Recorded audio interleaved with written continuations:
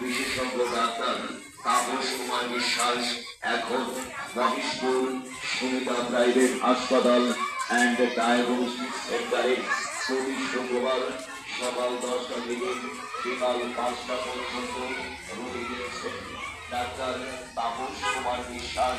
এছাড়াও